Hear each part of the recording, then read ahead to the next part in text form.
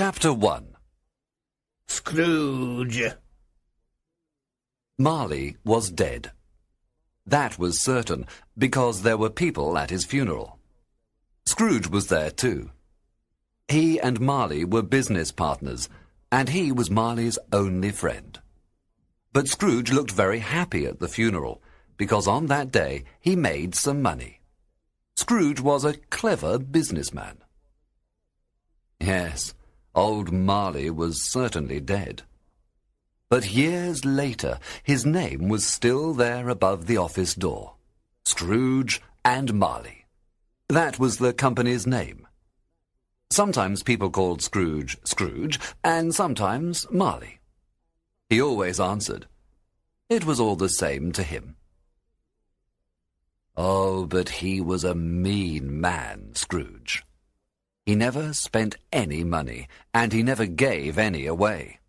He was an old miser. And he was a cold and solitary man.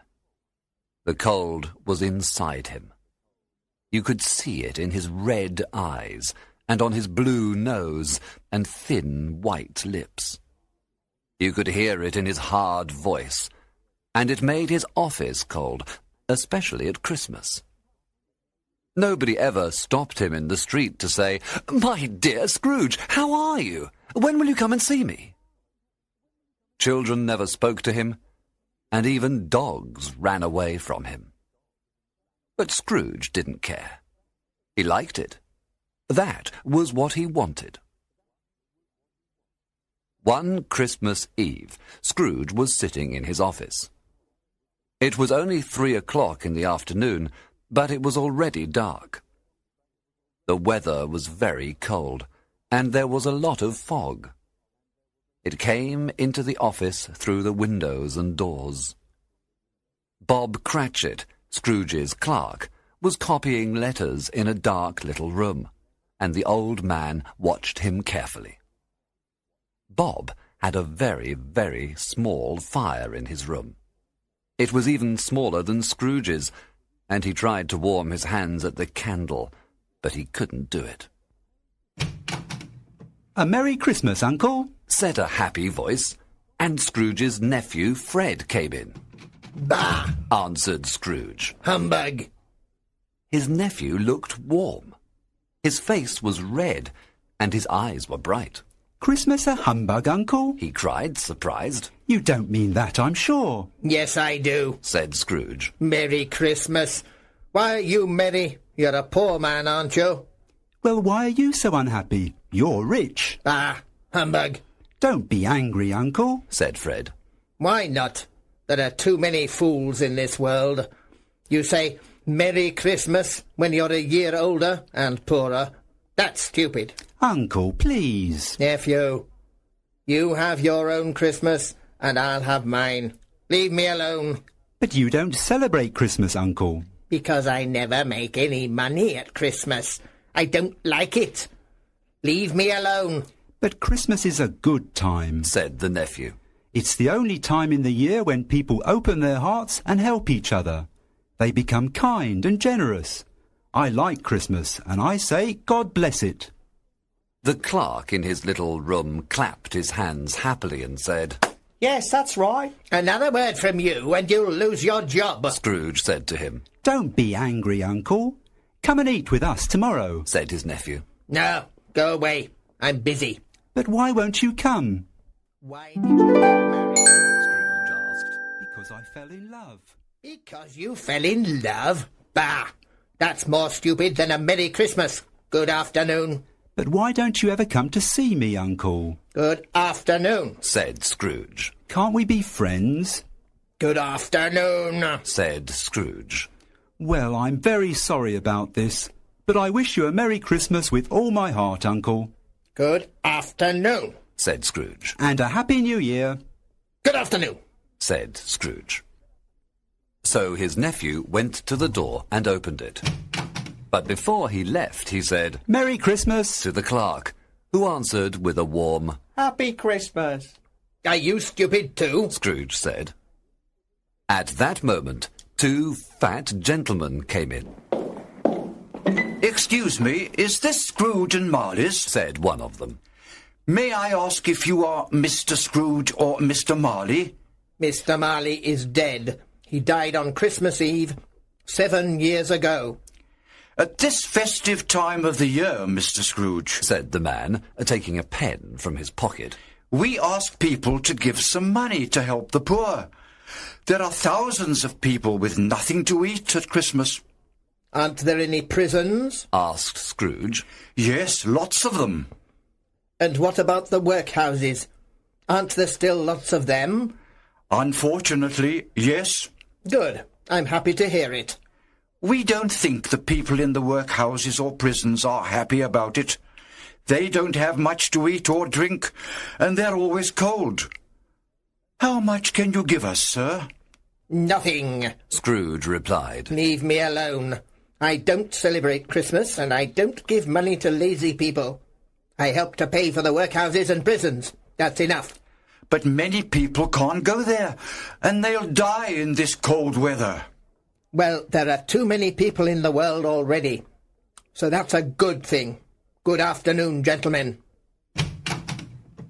So the two men went out, and Scrooge continued his work. It became colder and foggier and darker.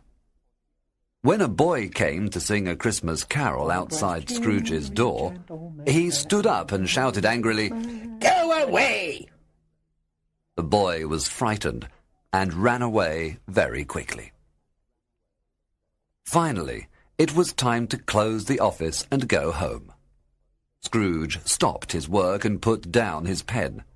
The clerk put on his hat to go. You want all day tomorrow, do you? Said Scrooge. If it's all right, sir, yes. It's not all right, Scrooge answered. I must pay you for a day's holiday. It's only once a year, sir. Bah! Every December the 25th, you get money for nothing. Well, arrive here extra early on the 26th. Do you hear me? Yes, sir, said the clerk. And when he left the office, he ran and danced all the way home, because it was Christmas Eve.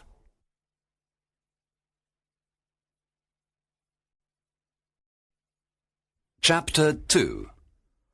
Malice Ghost. Scrooge walked home to the rooms where he lived.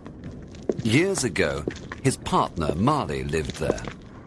They were very old and dark and silent. The knocker on the door was large, but it was like hundreds of other door knockers. Scrooge never looked at it. And he wasn't thinking about Marley when he put his key in the door. So, how did he see Marley's face in the knocker? Yes, Marley's face. There was a strange light around it. It looked at Scrooge with its glasses up in its hair, like Marley when he was alive. The hair was moving slowly, the eyes were wide open, and the face was very white. Scrooge looked at it for a moment, and then it was a knocker again. He was surprised, but he went in and lit his candle. Then he looked at the knocker again. Pooh, he said, and closed the door. The sound echoed around the house, but Scrooge wasn't frightened of echoes, and he went slowly up the dark stairs. He liked darkness. It was cheap. He looked around his room. Nobody under the table, nobody under the sofa, nobody under the bed, nobody in the cupboards. He locked the door and put on his dressing gown, slippers, and nightcap. Then he sat in front of an old fireplace with a very small fire in it. For a moment, he thought he saw Marley's face in the fire. Humbug, he said. Then he looked at the old bell above him on the wall. He was very surprised when this bell began to move.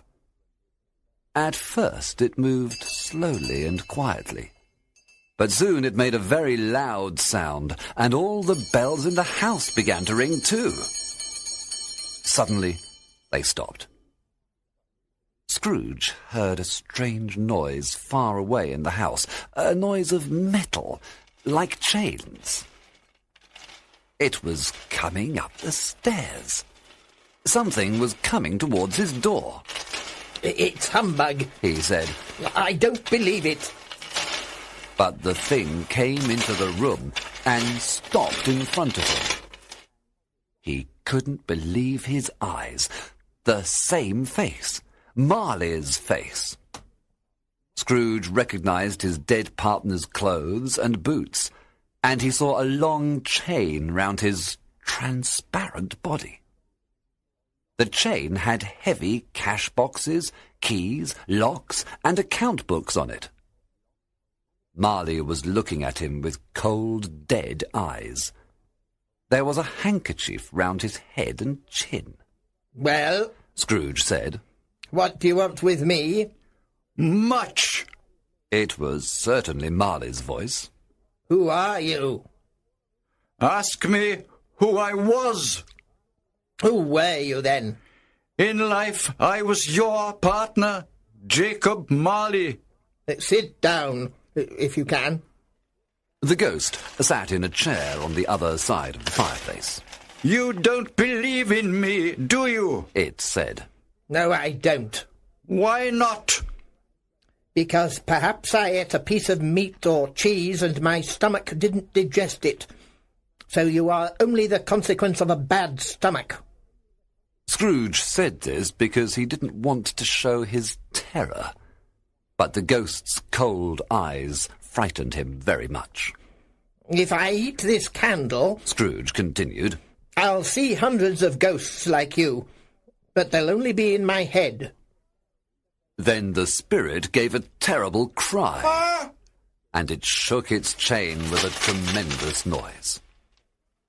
Scrooge trembled, and then he fell out of his chair with horror when the ghost took off the handkerchief and its chin dropped on its chest. Help! He cried, with his hands on his face. Oh, why are you here, terrible spirit? Do you believe in me or not?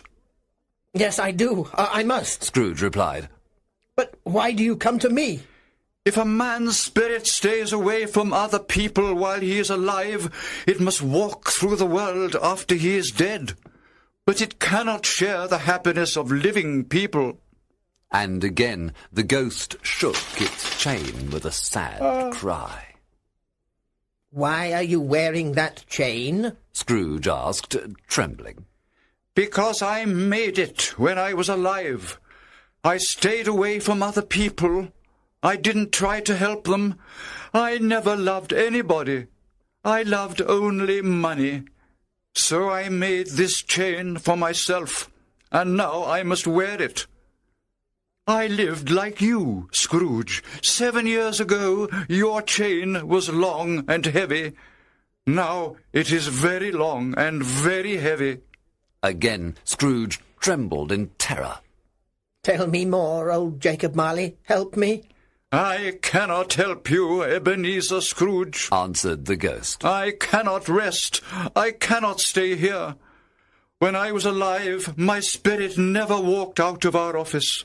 It was locked in there while I made all my money. So now I must travel and never stop.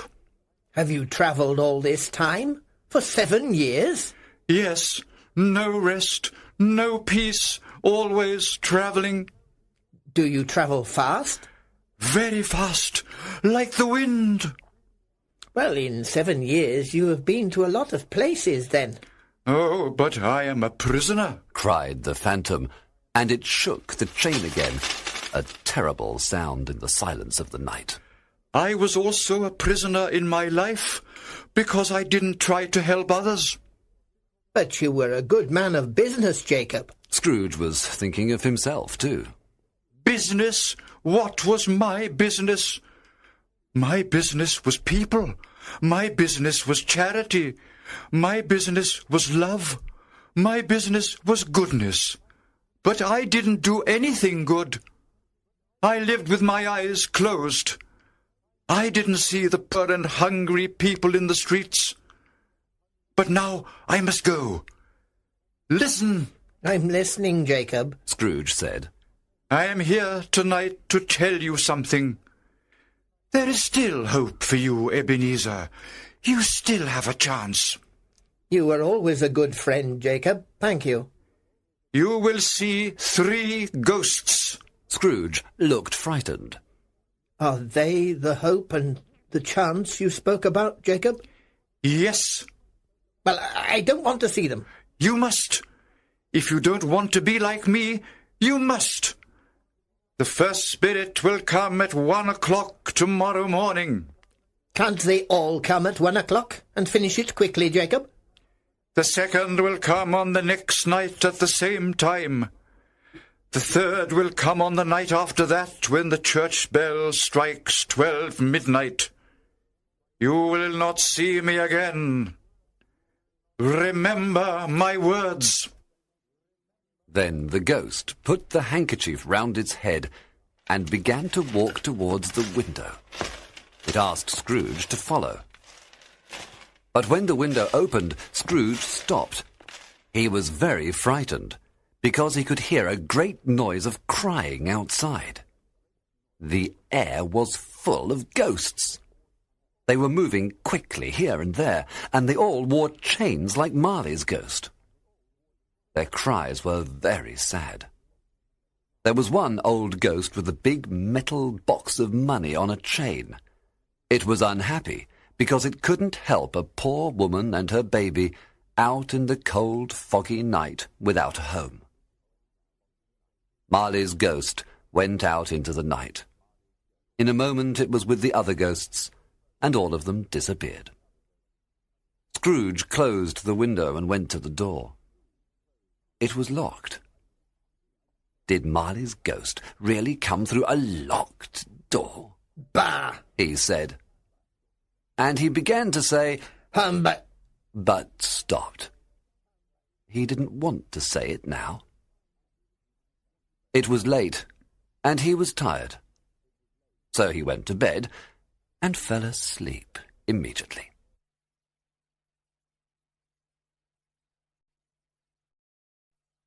Chapter 3. The First Spirit. When Scrooge woke up, it was very dark. The church clock struck 12. 12? Said Scrooge, surprised. But it was after 2 o'clock when I went to bed. It's impossible. That clock is wrong. He got out of bed and went to the window, but he couldn't see much. It was dark, foggy, and very cold. He went back to bed and began to think. Was it all a dream? Was Marley's Ghost really here? He said to himself.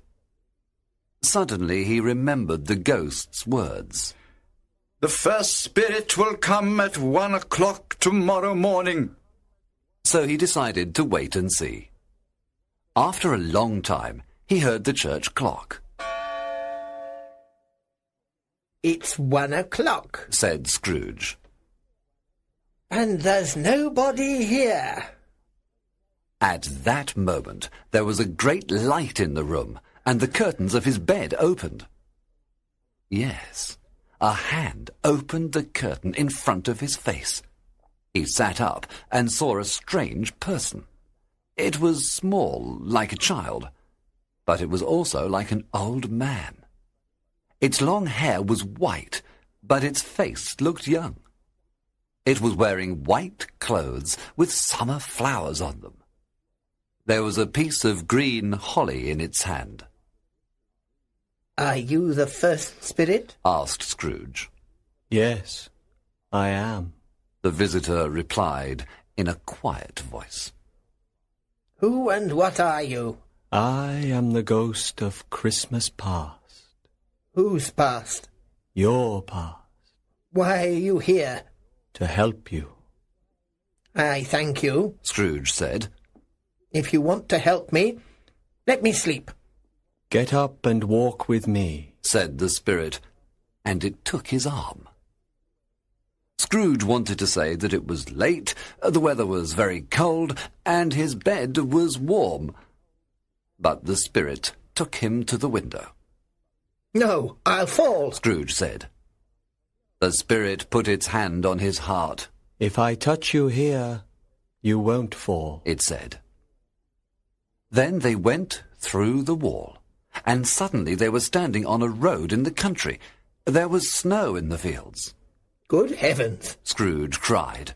This is where I was born. I was a boy here. And he remembered all his old feelings about the place. Your lip is trembling, said the ghost. Are you crying? No, answered Scrooge, but a tear fell from his eye. They walked along the road towards a little town with a bridge, a church, and a river. Some boys came out of a school. They were laughing and singing because it was a holiday.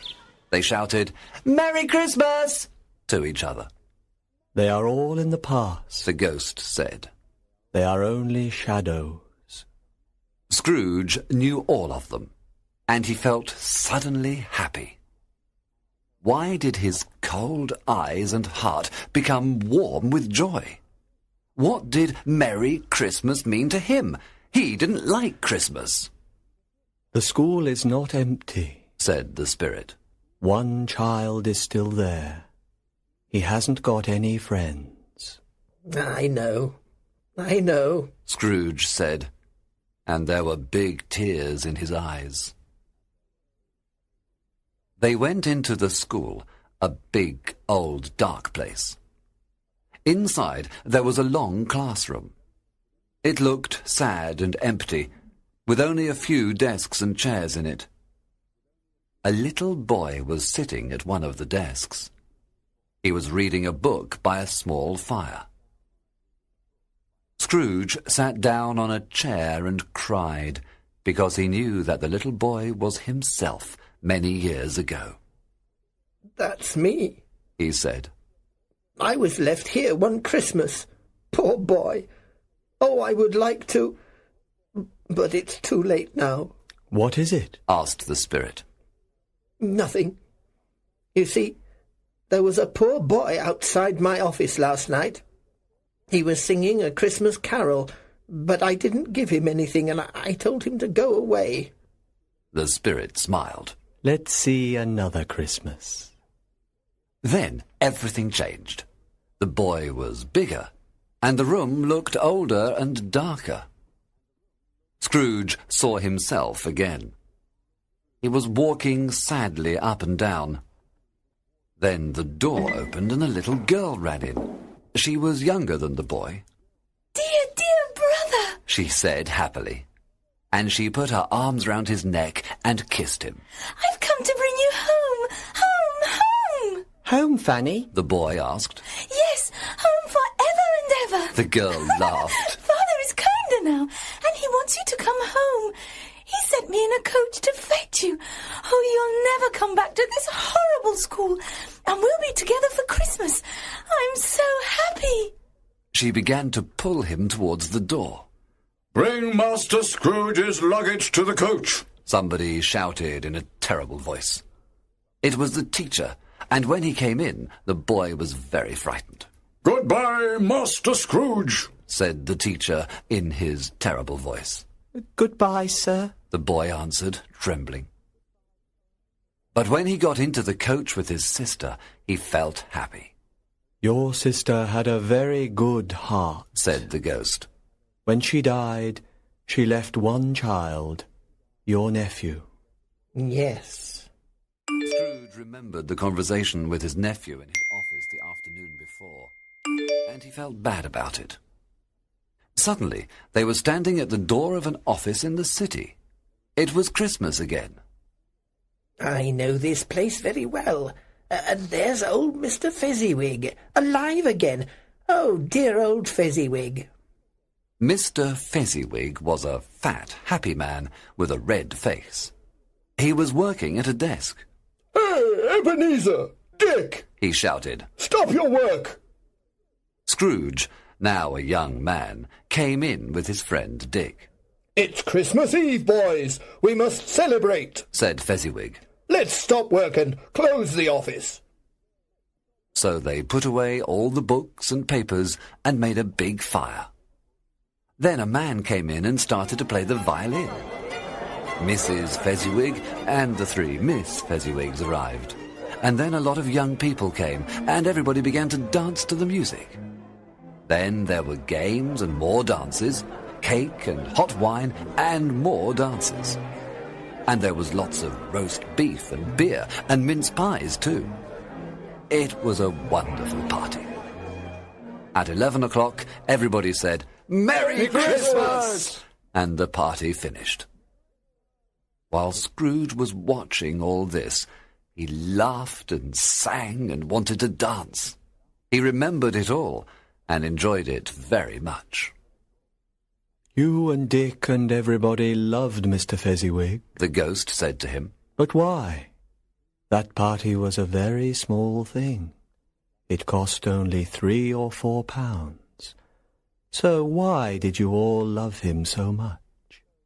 A small thing? Answered Scrooge. No. Fezziwig was our manager, so he could make us happy or unhappy. He could make our work easy or hard. He gave us a lot of happiness, and that was like a fortune in money. Then Scrooge looked sadly at the ghost. What are you thinking about? It asked. I was thinking that I would like to speak to my clerk now. Come, there isn't much time, said the ghost. We must be quick. At that moment the scene vanished, and they were standing in the open air.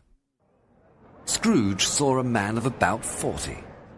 It was himself again, and his face showed the first signs of the problems of business and a passion for money. He was sitting next to a young girl dressed in black. It was his fiancée, Belle. She was crying quietly. You love something more than me, Ebenezer, she said. What? Money.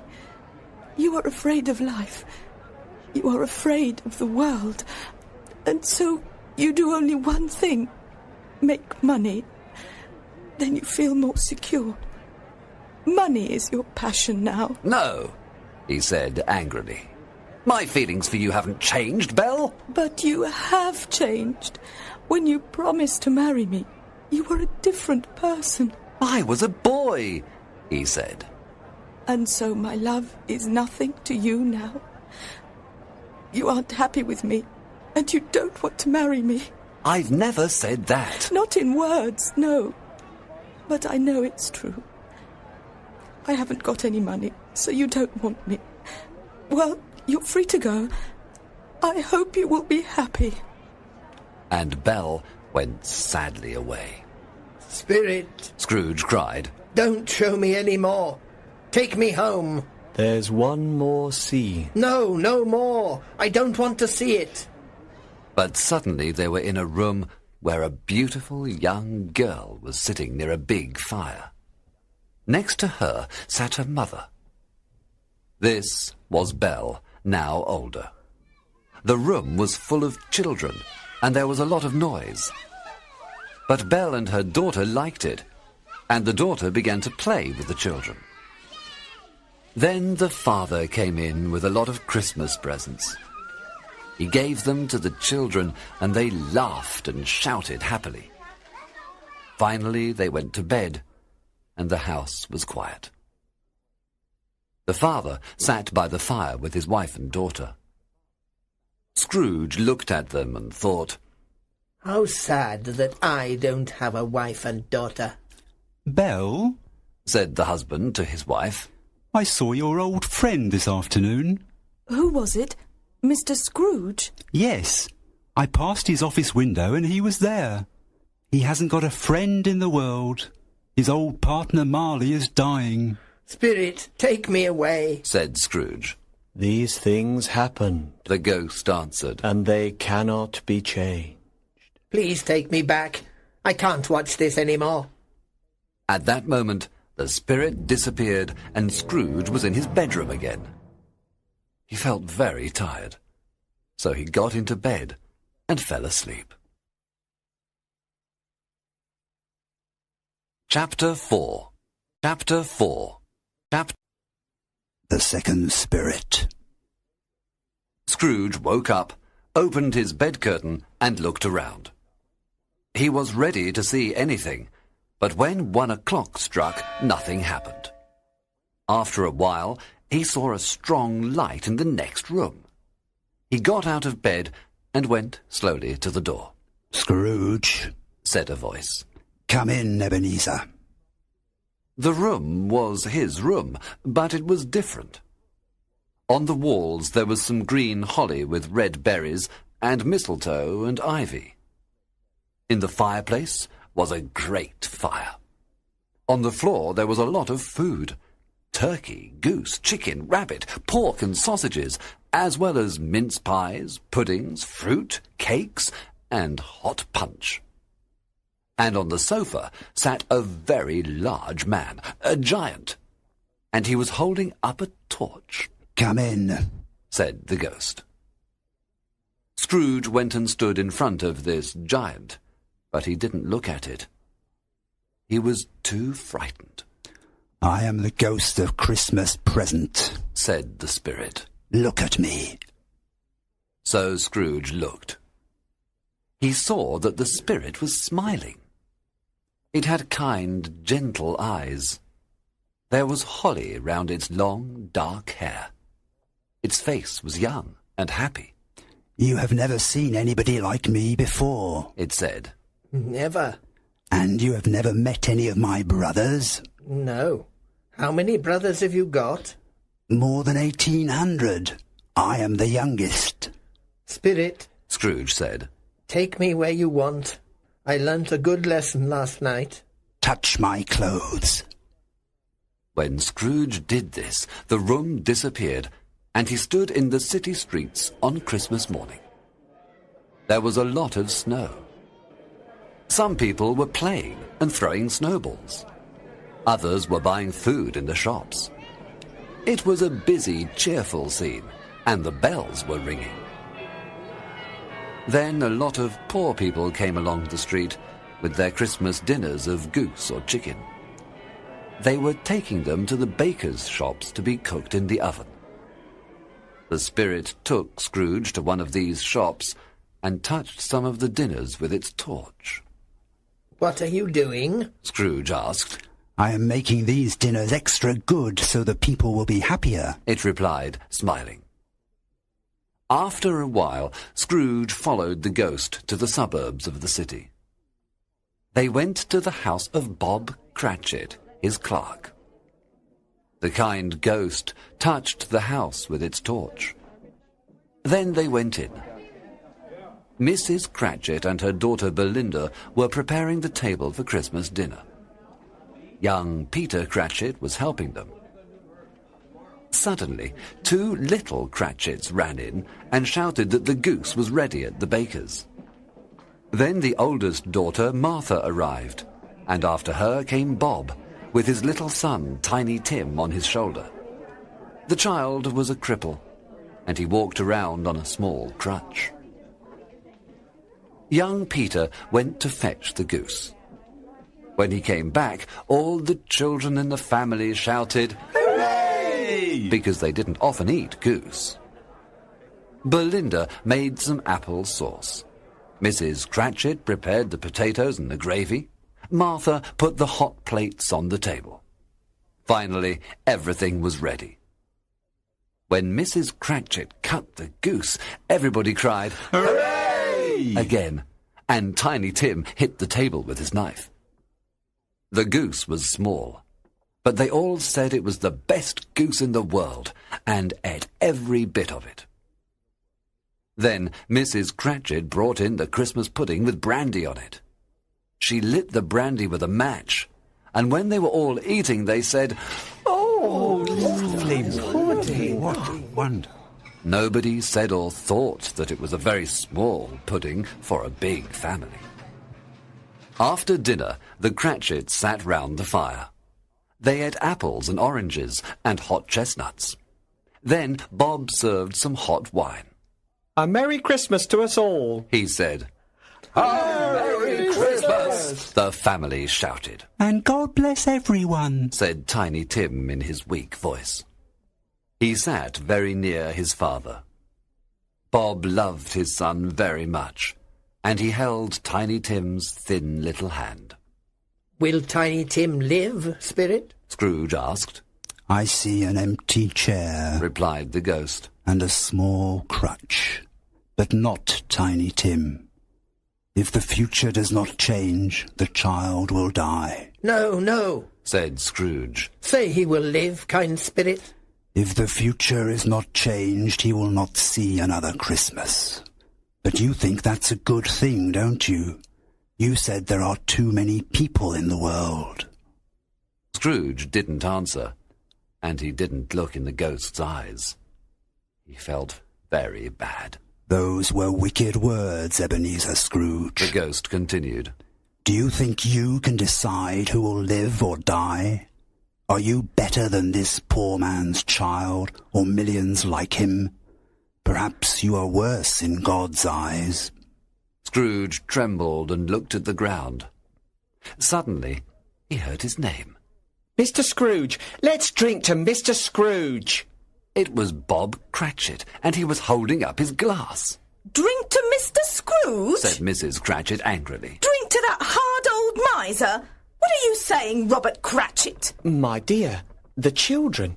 It's Christmas Day. I know that, but I would like to tell Mr. Scrooge what I think of him. You know how bad he is. My dear, it's Christmas Day. Well, I'll drink to him because it's Christmas. A Merry Christmas and a Happy New Year, Mr. Scrooge, but you won't be merry or happy, I know. The children drank to Scrooge too, but his name was like a dark shadow in the room, and for a few minutes they were silent. Then they told stories and sang songs, and they felt better. The Cratchits were poor, and they looked poor. Their clothes were old. There were big holes in their shoes. Bob Cratchit's salary was very small. He never had enough money, and there was never much food in the house. But the family was contented now because it was Christmas. Scrooge watched them carefully. He listened to them well, and he looked at Tiny Tim very often before the family scene vanished. It was dark now, and snow was falling. Scrooge and the ghost walked along the streets and saw great fires in the houses where families and friends were enjoying Christmas together. The ghost was happy to see the celebrations. It laughed, and where it passed, people laughed too. And then Scrooge heard a loud, happy laugh. It was his nephew's. He saw him in a bright, warm room. When his nephew laughed, the other people in the room laughed with him. He said that Christmas was a humbug. The nephew laughed, And he believed it too. He's stupid and bad, Fred. said his wife. Well, he's a strange man, and he isn't very happy. But he's very rich, Fred. Yes, my dear, but he doesn't do anything with his money. He doesn't help others, and he lives like a poor man. Nobody likes him. I don't like him. He makes me angry. I'm not angry with him. I feel sorry for him because he doesn't enjoy his life. He never laughs. He didn't want to eat with us today, but I'm going to ask him every year. I'll say, "How are you, Uncle Scrooge? Come and eat with us." Then they played some music and sang. After that, there were games. When they played 20 questions, Scrooge forgot that they couldn't hear him, and he shouted his answers. Then his nephew thought of something, and everybody asked him questions. Is it an animal? Yes. Does it live in the city? Yes. Is it a horse? No. It wasn't a dog, a cat, or a pigeon. It made horrible noises. Sometimes it talked, and nobody liked it. I know what it is. Shouted Fred's wife. It's your Uncle Scrooge. She was right, A Merry Christmas and a Happy New Year to the old man, said Fred. Scrooge wanted to say this to Fred, but the scene vanished, and he and the ghost travelled again. Scrooge noticed that the spirit looked older. Its hair was grey now. Is your life so short? He asked. Very short. It ends tonight at midnight. It's 11:45. I haven't got much time. Look down here. The spirit opened its coat, and Scrooge saw two children on the ground, a boy and a girl. They were very thin. Their clothes were old and poor, and they were trembling with cold. They looked very hungry. Their eyes were sad. They looked older than children, and they were ugly, like monsters. Scrooge was shocked. Are they yours? He asked. No, they are man's. They belong to humanity. Haven't they got a house or a family? Aren't there a lot of prisons? The spirit replied. And aren't there any workhouses? Oh, no, no. Those are my words. Scrooge cried. The church clock struck 12. He looked around for the ghost, but it wasn't there. Then he remembered old Jacob Marley's words. The third spirit will come at 12 midnight.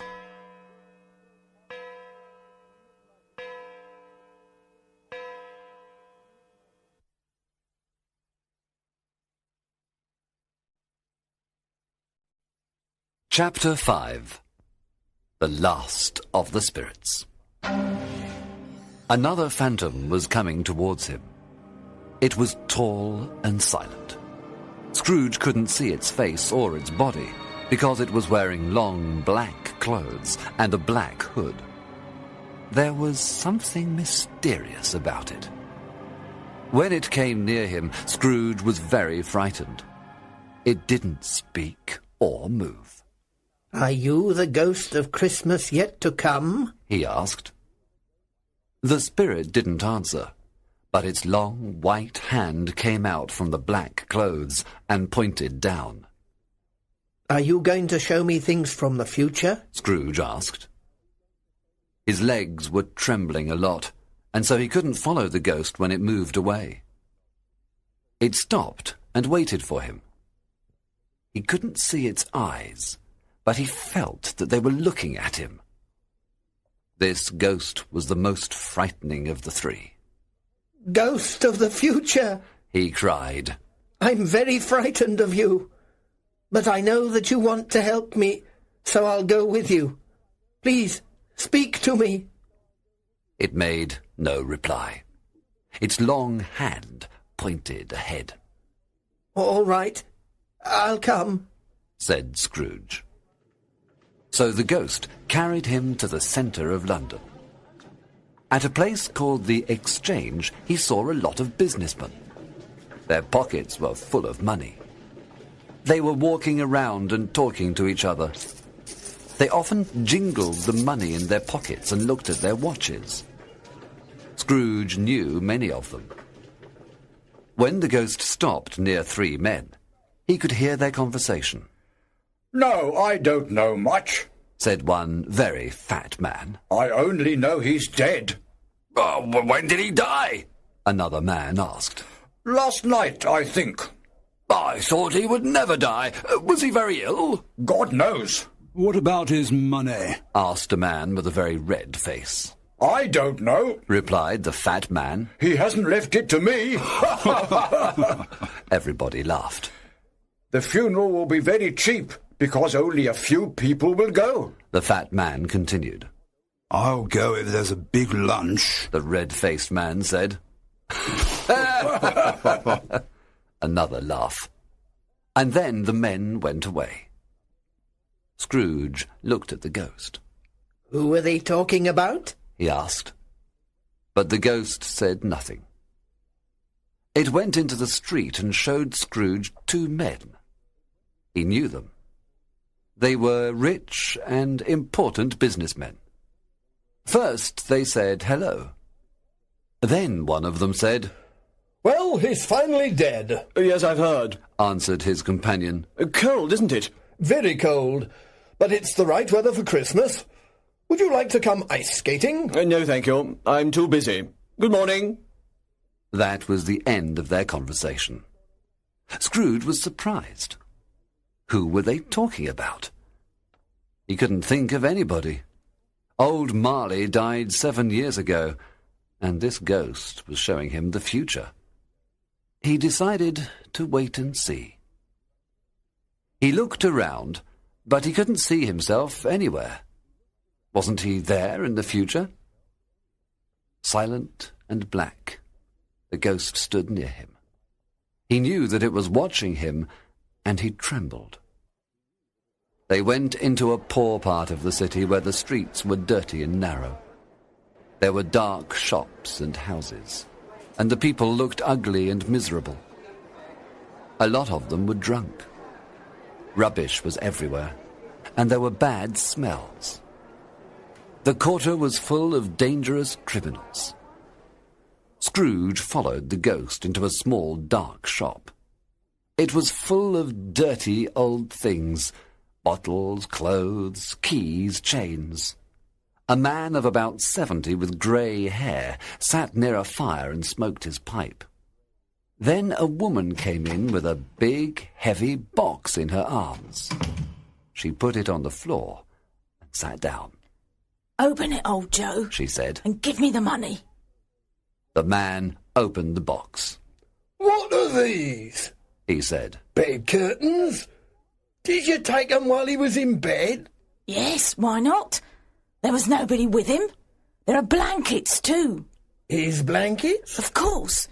He won't need them where he's going. Here's a beautiful, expensive shirt, too. He was wearing it for his funeral. I thought, what a pity. This is a very fine shirt, but nobody will wear it again. So I took it off him." You did well, madam, laughed old Joe. You're a clever woman, and you'll make a fortune one day. I must think of myself like him. He was a selfish old miser. I cleaned his rooms and his clothes. I worked very hard for him, but he never gave me anything. I wanted to take more things, but his housekeeper took them before me. Just then, the housekeeper came in. She had a large bag full of sheets, towels, clothes and shoes. "Now look in my bag, old Joe," she said, "and tell me how much you give me." Old Joe counted up the money for each thing in the box and the bag and wrote some numbers on the wall. That's how much I'll give you, he said, and no more. I always give too much, and so I'm poor. Then he opened a dirty bag and put the money on the floor. When he was alive, he frightened people and they hated him. So we get the profits now that he's dead. Scrooge watched this in horror. Spirit, I see, and I understand. This could happen to me. Oh, God, what's this now? The scene changed, and he was near a bed. It had no blankets or curtains. There was only an old sheet with something under it, the body of a dead man. The ghost pointed at the head, but Scrooge couldn't pull down the sheet and look at the dead man's face. He was shaking with terror. The body was cold, rigid, and alone in that dark room. How terrible, thought Scrooge. Not a man, woman, or child to say that he was kind to them in life, and to remember him with love. Then he heard the sound of rats behind the walls. Were they waiting? Were they going to jump on the bed and... Spirit, he said. What a horrible place. I'll always remember this scene. Can we go now? But the ghost still pointed at the dead man's head. I understand, Scrooge said. But I can't do it. I ask you to show me somebody who is sorry that this man is dead. The ghost took him to Bob Cratchit's house. The mother and children were sitting round the fire. They were quiet. Very quiet. The little Cratchits sat like statues in a corner. Peter was reading. "When is Father coming?" he asked. "He's late, but I think he walks slower now." I remember when he walked very fast with Tiny Tim on his shoulder, said the mother. But Tiny Tim was very light, and his father loved him so much. Ah, there's your father at the door. Bob came in. He drank some tea while the two little Cratchits put their faces close to his, saying, Don't be sad, Father. So Bob tried to be cheerful. But suddenly he cried. My little child! My little boy! He went to a room upstairs. It looked as bright and happy as Christmas. He sat on a chair next to the bed. There was a little child on it. It was Tiny Tim, and he wasn't sleeping. He was dead. Bob kissed the little face. Then he went downstairs. I met Mr. Scrooge's nephew in the street, he told the family. He asked me why I was so sad. When I told him, he said he was very sorry and wanted to help us. I think he's going to find a job for Peter. He's a very good man, said Mrs. Cratchit. Yes. Children, when you all leave home in a few years, you won't forget Tiny Tim, will you? Never, Father. They all cried. Thank you. I feel happier now, Bob said. Scrooge said to the ghost, Oh, please tell me who that dead man was. The ghost took him near his office, but it didn't stop. Wait, said Scrooge. My office is in that house. Let me go and see what I'll be in the future. The ghost continued walking. Scrooge ran to the window of his office and looked in. He saw an office, but it wasn't his. Everything was different, including the man at the desk. He followed the ghost again. It stopped at the gate of a cemetery. Am I going to learn the dead man's name now? Asked Scrooge. The spirit led him to a grave.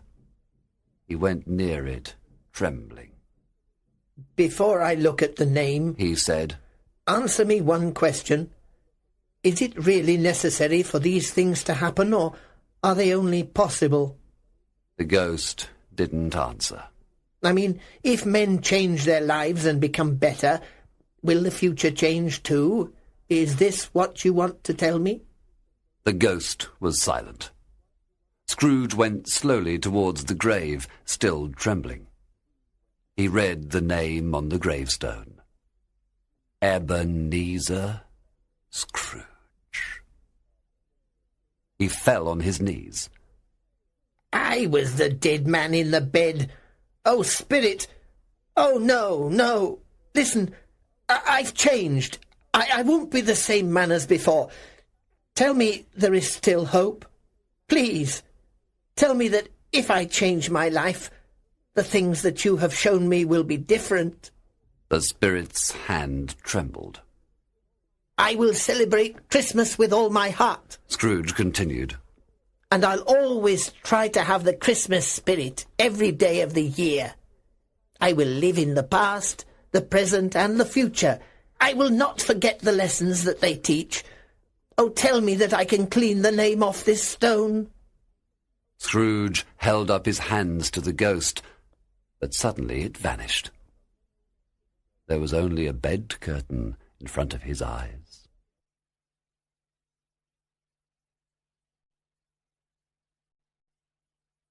Chapter 6. A Merry Christmas, Mr. Scrooge! The bed was his, the room was his, and best of all, he still had time to be a better man. He jumped out of bed. I will live with the spirits of the past, present, and future in me, he said, on his knees and with tears in his eyes. Thank you, Jacob Marley. God bless Christmas. Then he put on his clothes. My clothes are here. I am here.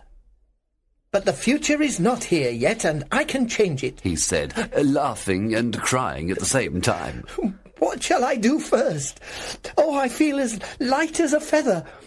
I'm as happy as an angel. A Merry Christmas to everybody. A Happy New Year to all the world. He danced in the sitting room and looked around. There's the door where Jacob Marley came in. There's the place where the ghost of Christmas present sat.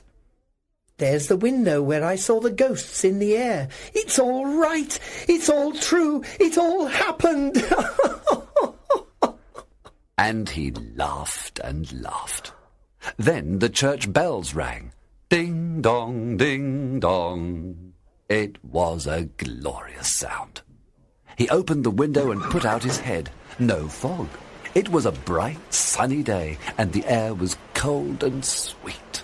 What's today? Scrooge shouted to a boy in the street. Eh? The boy looked very surprised. What's today, my boy? It's Christmas Day. Christmas Day? Scrooge said happily to himself. So the spirits did everything in one night. Hey, boy! Do you know the butcher's shop in the next street? Of course. You're an intelligent boy. Do you know if they've sold that big turkey in the window? You mean the one as big as me? What a nice boy, said Scrooge.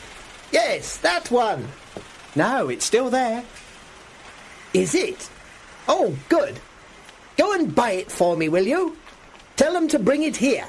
If you come back in 5 minutes, I'll give you half a crown. The boy ran as fast as possible to the shop. I'll send it to Bob Cratchit, Scrooge said. He won't know who sent it. And he wrote Bob's address on a piece of paper. When the butcher's man arrived with the enormous turkey, Scrooge told him to call a cab. He paid for the turkey and the cab, and he gave the boy half a crown. He was laughing all the time. Then he put on his coat and walked along the street. He looked at all the people with a happy smile. Good morning. Good morning. People said to him, A Merry Christmas to you. and Scrooge answered in the same way. Ah, there are the two gentlemen who were asking for money in my office yesterday. He said, How do you do, my dear sirs? A Merry Christmas to you. Mr. Scrooge?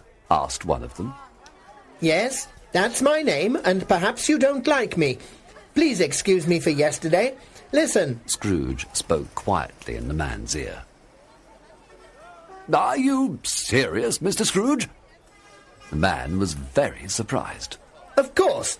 Can you do me that favour? My dear Scrooge, that's very generous. I don't know what to say to thank you. Don't say anything. Come and see me tomorrow. I'll give it to you then, all right? Then Scrooge continued walking. He watched the people. He kissed little children. He played with some dogs. He looked at everything with love, and he felt very happy. In the afternoon, he went to his nephew's house. Everybody was in the dining room. Fred? Said Scrooge at the door. My God, who's that? Cried Fred. It's your Uncle Scrooge. I've come to dinner. Can I come in, Fred? Come in? Of course, Uncle, you're very welcome. Everybody was happy to see Scrooge, and he was happy to see them. They ate a wonderful dinner, and then they played wonderful games and had a wonderful time. Scrooge was in his office early the next morning. He was waiting for Bob Cratchit. Of course, he knew Bob would be late. 9 o'clock, and no Bob. 9:15, no Bob. At 9:20, Bob ran in. He went into his room immediately and started to work fast. Hello. Scrooge said in his old, angry voice. You're late. I'm very sorry, sir. Bob answered. Are you? Come here, Cratchit. It's only once a year, sir. Said poor Bob. It won't happen again. Well, my friend, I hope not. Scrooge said with a big smile. Because I'm going to give you a bigger salary. Bob trembled. He couldn't believe his ears. A Merry Christmas, Bob, said Scrooge. This will be your happiest Christmas. Yes, I'm going to give you a lot more money, and I'm going to help your poor family.